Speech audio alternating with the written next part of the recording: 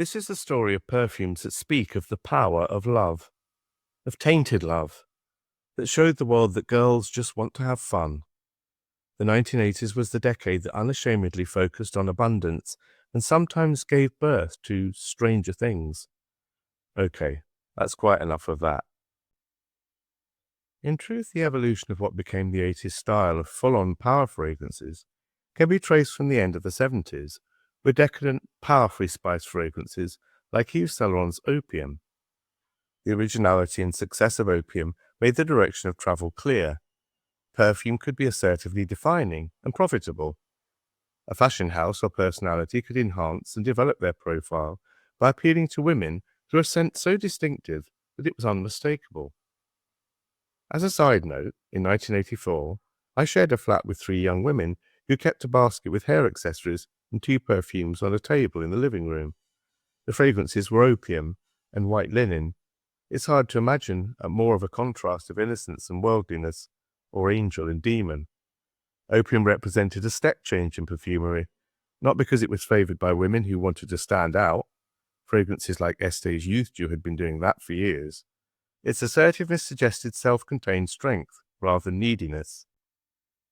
Here is a quick look at some parfum from around 1979. The extrait is potent and gorgeous, but the contraption that houses it is somewhat bizarre. Am I doing something wrong? I suppose I should have cut these silks, but I like the strange way they're connected. The first fragrance I want to look at is Armani, launched in 1981. This was the first scent produced by the House of Armani, and in my opinion, they have never again come close to producing something so beautiful. For several years I used to wear this, and loved the smell of it on my skin and clothes. I used to buy the refill regularly, and even used to light the incense sticks that came as a gift. Sadly, Armani has been out of production for years, and it's hard to find anywhere. The scent is heavenly, and somehow evokes warm, living fur. There is mint and pineapple that are so skillfully blended with galbanum, marigold, and aldehydes that they're not strange at all. Everything forms together a coherent and luxurious opening. In fact, these top notes continue to resonate for hours. The floral heart contains many flowers, including narcissus, orris, and rose. The base is resinous and heavy with oak moss and musk. This is a fragrance supremely luxurious, that's full of memories for me, memories of being young, of London nightlife nearly 45 years ago, and a world gone forever. The memories and the perfume are wonderful. This bottle is from 1982, and here are some of the incense sticks that came as a free gift. The box, with its bands of matte and gloss black, is pure Armani, crisp and stylish. The overall effect is monumental. There's a feeling of aspiration and attainment, of fulfillment and satisfaction. The oak moss is wonderful. One undoubtedly a big fragrance, it's never vulgar, but rather it's confident, sexy and refined. By the early 80s, the Armani style had permeated popular culture. His silhouettes and style were distinctive and defined the style of workwear for a decade. Armani's brand of Italian luxury became international. Armani was created by the New York perfumer Ron Winograd. It should be considered that the fragrances I'm looking at today stood shoulder to shoulder pad with many other big scents of the time. Scale is relative, and expectations are affected by fashion. The style of the time was bold, personalities were expected to be projected, and scent is part of a signature style. In the same year as Armani, 1981, another Giorgio burst onto the world and made a bold statement like no other before or since. Is it possible to be willfully playful and not play around at the same time? Giorgio Beverly Hills, on the box it says extraordinary perfume, and they're not lying, is like a gigantic buffet composed only of many sweet fruits, with an immense cocktail bar at the end of it, serving tropical booze in 1.5-pint goblets. The opening is strongly aldehydic and heavy with peach, orange blossom and apricots. Almost immediately you're hit with a concentrated essence of 1,000 yellow and white flowers: tuberose, gardenia, jasmine, ylang and rose. There's a lot of vanilla, patchouli and musk in the base, but the astonishing radiance comes from the marriage of natural elements and chemical materials. According to Luca Turin, Giorgio contains allyl amyl glycolate, which carries a peppery pineapple note, along with a Schiff base made from helianol and methyl anthranilate, That's the Concord grape note. I used to have an obsession with food flavorings as a child, and I spent my pocket money on as many as I could find. I had a very synthetic banana flavoring, and I always think of that flavoring when I smell Giorgio. Incidentally, I collected food colorings too, and I recently saw that a yellow I bought in Boots in 1970 contains only one ingredient, tartrazine, long ago found to turn kids into arm-flapping hyperactives. There was quite a lot of flapping about Giorgio in the 80s. Has any fragrance divided opinion as much?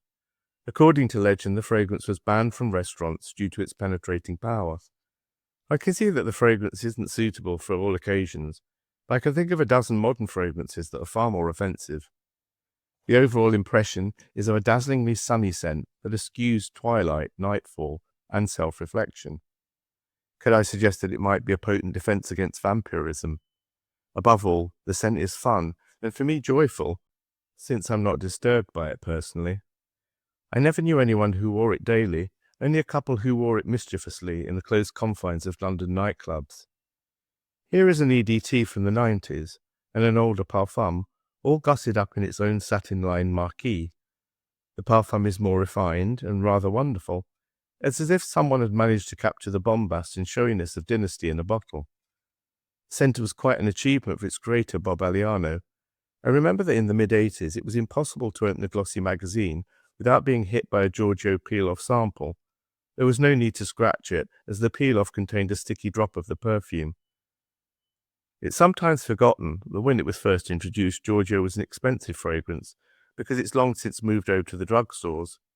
I'm not surprised that it was a success, and I don't doubt that many could actually carry it off. For me, it remains a reminder of happy times. The potency of Giorgio has made it notorious, but I sometimes think it's odd that potency is considered an old-fashioned thing. No old fragrances can match the relentless zombie quality of some modern fragrance materials that find their way onto human skin today. Let's move on to 1984 and the eponymous Paloma Picasso. This scent is always described as having strongly animalic notes, civet from felines and castoreum from beavers. These descriptions often carry warnings that the animal notes are disturbing or scary. In truth, they are key fragrance materials that lend tremendous allure and magnetism to grown-up sophisticated scents. This is a fragrance for someone comfortable with their own allure and who's happy to amplify their magnetism. The start is spicy with coriander, carnation, rose and neroli. The heart is dark patchouli, ylang and jasmine. The base could scarcely be more heavy. There's musk, amber, vetiver, sandalwood, note moss, along with the aforementioned animal notes. The fragrance is very sensual with warm rose tones. Due to the brilliant balance of Paloma Picasso, the feel is never somber or cloying. It achieves a sustained buoyancy that makes it a long-lasting delight. The red and black of the perfume box is appropriate for the gregarious personality of the talented daughter of Pablo Picasso. Having the greatest artist of the 20th century as her father did not daunt Paloma. This stylish bottle is from the late 90s. Paloma Picasso created a very successful jewelry line, and her collaborations with Tiffany have become important works in their own right. She's known for her tremendous sense of style. She was a muse to Yves Saint Laurent and part of Warhol's circle. As a member of the 1970s international jet set, she was one of the most stylish women of the era, who was inducted into Vanity Fair's Best Dressed list in 1983. She lived in great style, in a distinctive manner that was all her own. Created in collaboration with the perfumer Francis Beaucry at L'Oréal, Paloma Picasso was created with success in mind. Commercial success was perhaps a challenge, since it's rare to find big complex chiffre fragrances at such reasonable prices. Notably, the fragrance is still an international seller many years later. On we go to 1985 and the introduction of the extraordinary Dior fragrance Poison. This is another notorious scent, which is unique, delicious, and to some disturbing. My introduction to the scent was memorable. My brother studied fashion, and his final year show was held in Chelsea in 1985, and was sponsored by Dior, who used the event to promote the newly released Poison. The gigantic pavilion smelled of poison. My immediate reaction was to laugh, because the smell was so provocative and edgy. The choice to use the model Susie Bick, now married to Nick Cave, in advertising was a further indication that this fragrance was unique and fashion-forward. To stand out was a key requirement of fragrances from this time. The enormous syrupy plum and towering tuberose note, which is amplified and sent out in all directions by spicy florals, achieves a brilliant and unique effect. My first impression of Poison was it was original and delicious. Time hasn't altered my opinion of it. The spicy incense, cinnamon, anise, and coriander engage in a kind of balancing act with the florals, rose, heliotrope, and carnation, which sees the perfume teeter near to the edge of being too sweet or too sour. The cedar pushes through and reins in the syrupy fruit. Ultimately, as with all great perfumes, the blend of ingredients produces an unmistakable fragrance. It's no longer about flowers, resins, aroma chemicals, and spice. You're in the darkly enchanted world of poison. Here is a poison EDT from the late 80s, a poisonous Esprit de Parfum from the 90s, and finally an EDT from the early 2000s. Not surprisingly, the Esprit de Parfum is the richest and strongest, but it's perhaps surprising that the more modern EDT is more powerful than the old one. All three are delicious and unmistakable. Poison was created by Edward Fleischer and Maurice Roger. When Robert Piguet launched his fragrance Bandit in 1944, his runway show featured models who brandished toy revolvers and knives while wearing villain masks. In 1985, Dior sent out Susie Bick to poison the world. I know there's an element of thumbing the nose about this perfume, and to this day reviewers are divided. You'll hear many great perfumes disparaged as smelling like my grandma, Poison included, but your grandma might have been wearing Le Bleu, Chanel No. 5, Miss Dior, Rive Gauche, or Paris. In which case, she definitely didn't smell like poison. Another year, 1986, and another gangbuster fragrance, Parfum de Peau from the genius fashion designer Claude Montana. Jean Guichard composed the original perfume, which was simply called Montana. It's not clear when the name change took place. It was apparently reformulated later in the 1990s by Edward Fleischer. Top notes include marigold, pepper, blackcurrant, ginger and orange blossom. Middle notes are patchouli, rose, narcissus and jasmine. Base notes are leather, incense, musk and amber. The effect of these complex ingredients produces a very amplified rose and leather. There is a distinct and rather raunchy animal feel, which is again troubling to some noses, but to me this is a marvellous scent. When it was first released, I was given half a dozen sample bottles, which I've managed to lose over the years. I remember the original as being a little more ambery, but this bottle from the end of the 90s is very near and unmistakably the same fragrance. It can be very confusing to read about different perfumers making reformulations, or to see that a perfume has changed name, but certainly the reformulation in the 90s left the perfume pretty much intact, and you can't say the same for some perfumes, for example Dior's Eau Sauvage, which remained delightful and familiar for decades until it suddenly became literally unrecognizable. But let's talk about that subject another time. Claude Montana was a colossus of 1980s fashion, who, like fellow designer Terry Mugler, produced outrageous futuristic designs from the late 70s onwards. Montana was perhaps more responsible than any other designer for promoting the shoulder-padded look of the era. Vogue proclaimed his dramatic silhouette to be the most talked about in Paris. For the shape, the shoulders. The surprise, this look is done without heavy padding, without stiffness. It's all in the fabric, the design.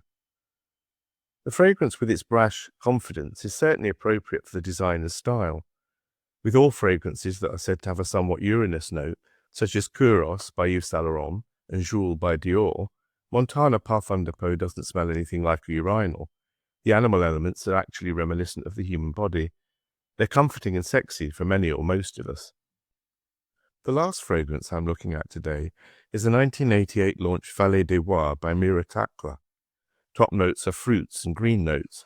Middle notes are ylang, orange blossom, rose, jasmine and tuberose. The base is very complex and includes olibanum, styrax, benzoin, heliotrope, patchouli, tonka bean, vetiver, labdanum, sandalwood and vanilla. Takla, an Egyptologist, named her perfume Valley of the Kings, but she also claimed it was fit for a queen, since the fragrance, she said, was based on a perfume made for Cleopatra. The formula is said to contain a very high preponderance of natural ingredients. This is a unique, beautiful, heady fragrance. It has some of the plum fruity syrupiness of Poison and something of the deep intensity and character of Cacherole's Lulu. In fact, Vallée des Bois has an opulence and delicious intensity that's unmatched. It's hard to explain why this scent smells like it would be worn by a queen in ancient Egypt. Certainly it's a floral oriental scent with sweetness, spiciness, and resins, but as usual, it's more than the sum of its parts. Vallée de Royale was never widely available, being sold exclusively at Harrods in London and Galeries Lafayette in Paris. I include it here because its richness, intensity, and opulence make it a quintessential 80s perfume. My mother wore it for several years, and I have here a bottle that was hers. The contents are a blackish green with tiny particles in it.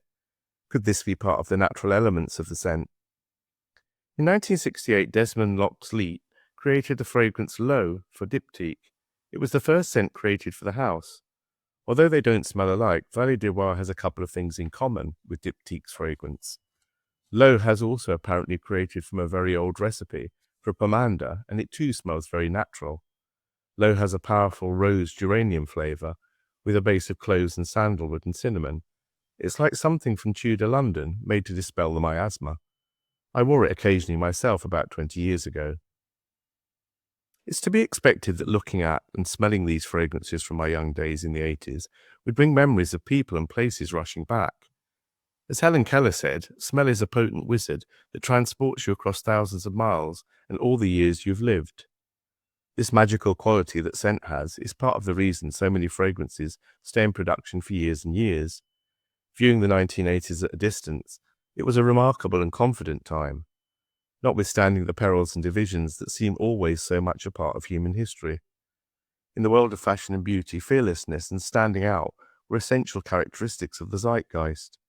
This was a time before irony and postmodernism took hold, when individuals pursued their goals without second-guessing themselves, and perfumery became monumental.